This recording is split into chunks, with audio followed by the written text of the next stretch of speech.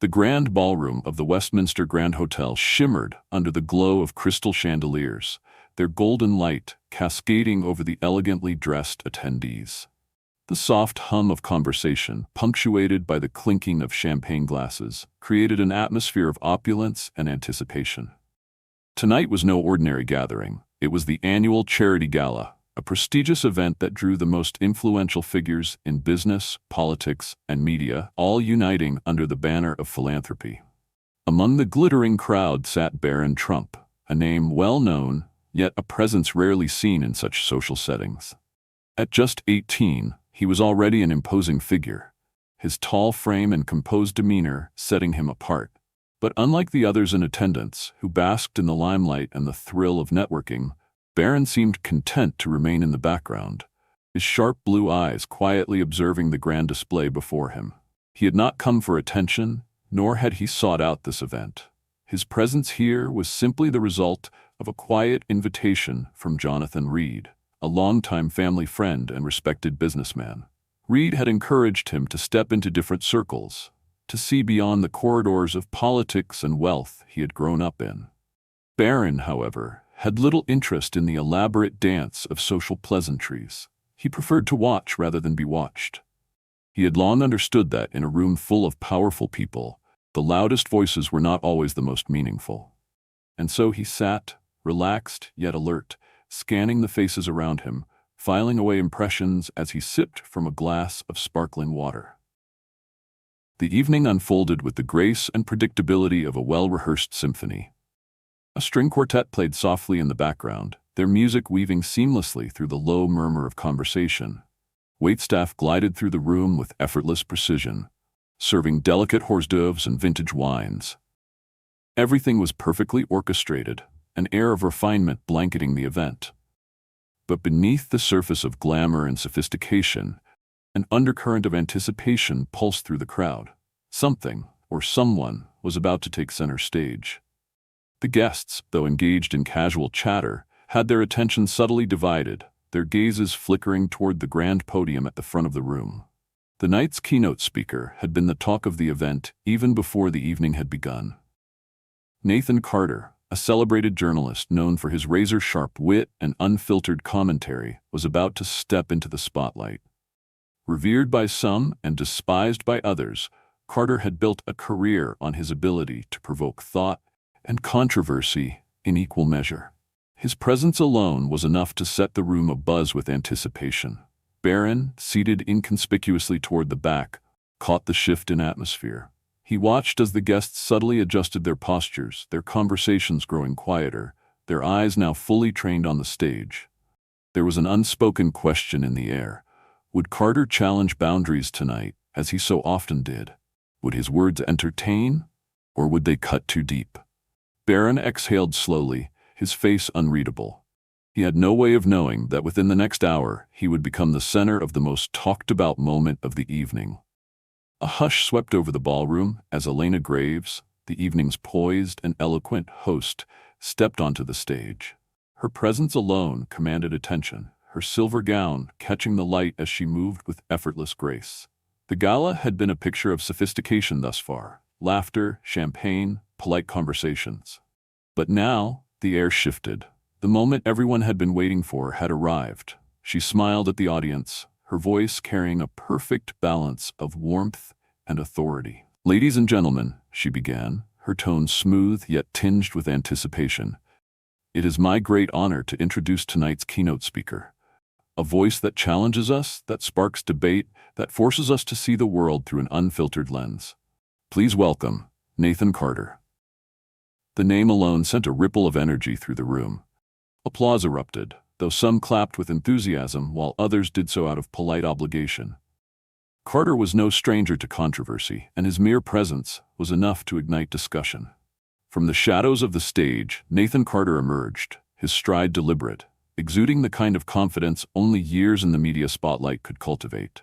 Dressed impeccably in a tailored black suit, his posture was straight, his expression unreadable, until the moment he reached the podium. Then, with the ease of a seasoned performer, he flashed a charming, knowing smile. "Good evening," Carter greeted, his voice smooth, his cadence deliberate. It's always a pleasure to be in a room where the combined net worth could probably fund a small country. The audience chuckled, a comfortable, well-mannered laugh. This was the Nathan Carter they expected, witty, charismatic, effortlessly engaging. I have to say, he continued, glancing around the ballroom, this is quite the crowd. Politicians, business moguls, media elites, and let's not forget those of us who just show up to stir the pot. More laughter, slightly louder this time. He had them now, at least for the moment. Barron Trump, seated toward the back, watched in silence. His posture was relaxed, yet his focus was razor-sharp. Carter's reputation preceded him. He was a man who understood the power of words, wielding them like a blade. But how sharp would that blade be tonight? Carter's speech began as expected, peppered with humorous anecdotes and sharp observations. He joked about the city's legendary traffic, recalled a past gala mishap involving an ill-fated champagne tower, and even took a light-hearted jab at himself. The audience warmed to him, their initial reservations melting away. But then the shift came. Subtle at first, so subtle that many didn't notice. The jokes grew bolder. The commentary edged toward something sharper, something with more bite. He pivoted to politics, dropping pointed quips about world leaders, stirring chuckles from some and uncomfortable glances from others. And then he turned his sights on Donald Trump. Well, we can't talk about the state of the world without mentioning the man who made orange the new black, Carter quipped, smirking. Laughter, scattered at first, then growing. Some found it amusing, others stiffened in their seats. Barron remained still. He had heard it all before. But Carter wasn't finished. His smirk lingered as he leaned slightly into the microphone, his tone light but laced with something sharper. And of course, we can't forget his most overlooked legacy, the next generation. The laughter in the room faltered. The tension, once simmering beneath the surface, now threatened to rise. Barron Trump had just become the center of the evening's most dangerous joke. For a moment, the ballroom held its breath. The laughter that had bubbled up only seconds ago now lingered awkwardly in the air, uncertain and hesitant. Some guests chuckled out of habit, unsure whether to embrace the joke or brace for what was coming next. Others exchanged quick glances, their polite smiles tightening. The shift was almost imperceptible, but for those paying attention, it was undeniable. Nathan Carter, sensing the slight hesitation in the crowd, pressed forward with calculated ease. He had spent years mastering the art of timing, knowing when to pull back and when to push the boundary just a little further. And tonight, he had no intention of stopping now. With a smirk, he leaned into the microphone, his voice carrying a playful lilt. Imagine, he mused, growing up in a golden tower surrounded by marble and chandeliers while the rest of us are just trying to survive Monday mornings. That must have been quite the character-building experience. A few forced chuckles rippled through the room, but the discomfort was now tangible. Some guests looked toward Barron Trump's table, as if waiting for a reaction. Others shifted in their seats, unwilling participants in a moment that had suddenly turned uneasy. But Barron? He didn't move. Seated toward the back of the room, his expression remained unreadable. He didn't flinch, didn't shrink, didn't glance around for reassurance. He simply sat there, still as stone, his sharp blue eyes fixed on Carter with an unsettling calm. It was a silence that spoke louder than any words. And in that silence, something began to shift. Not in Barron, but in the room itself. The laughter had fully died out now, replaced by a tension so thick it felt like the air had been sucked from the ballroom. Even Carter, so accustomed to commanding a crowd, seemed momentarily caught off guard. He had expected a reaction. A laugh, a dismissive shrug, maybe even an eye roll. But this unwavering, silent defiance, it was something he hadn't anticipated. Elena Graves, standing near the stage, subtly glanced toward the event organizers, as if questioning whether she should intervene. The staff stationed along the walls of the ballroom remained still, eyes darting between Carter and Barron. No one knew what would happen next. Carter cleared his throat, attempting to regain control. "Tough crowd," he muttered into the microphone, forcing a chuckle. But this time, no one echoed it. A beat passed, then another. And then Barron moved. Slowly, deliberately, he pushed back his chair. The soft scrape of the chair legs against the polished floor was the only sound in the hushed room. He rose to his full height, towering, composed, unshaken. He wasn't just responding to Carter. He was about to take back the room. The room stood still.